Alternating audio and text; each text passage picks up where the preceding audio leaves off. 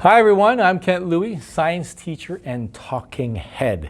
Talking best practice in science education and broadcasting from beautiful Vancouver, Canada. Now, do you ever start the school year with some advice to your students on how to do well in your science class for the upcoming year? Or perhaps you offer inspirational quotes like the ones behind me on those posters on topics like hard work or high expectations or motivation.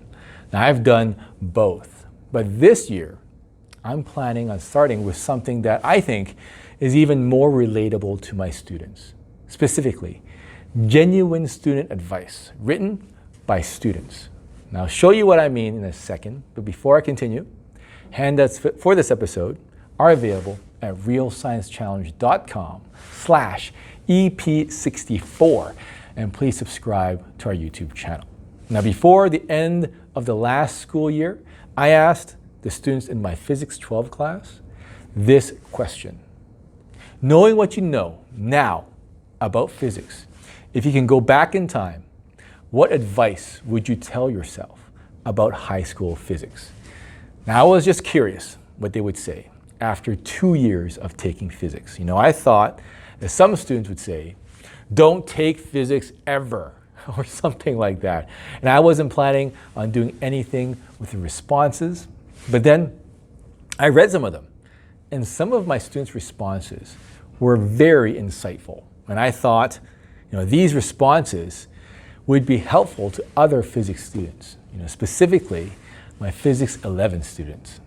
So I shared the following responses on the first day of summer school with my Physics 11 students. All right, so here goes. One person said, if I had the chance to go back 2 years and give advice to my past self, I would suggest focusing more on practicing problems and reinforcing my knowledge by watching physics videos. Good advice. Okay.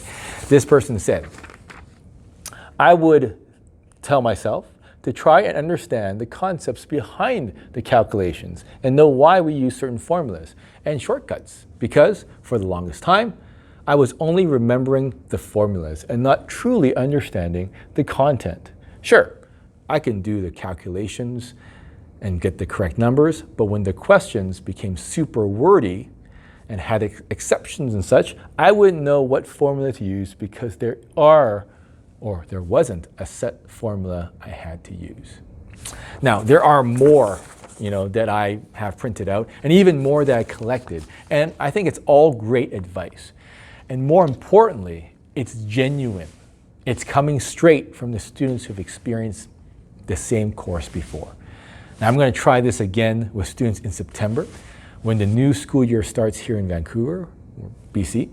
But how could you set this up for your classes? So ideally, you can do what I did and ask your classes on the last day of school what advice they would give themselves if they were to do the class all over again, and then collect those responses and hold them until the fall. But of course, that's like a year away. And of course, who has that much time, right? So what I would do now is ask my senior students what advice they have for their younger self. For example, I'd ask my grade 12 students what advice they'd have for their grade 8 self with regards to science class.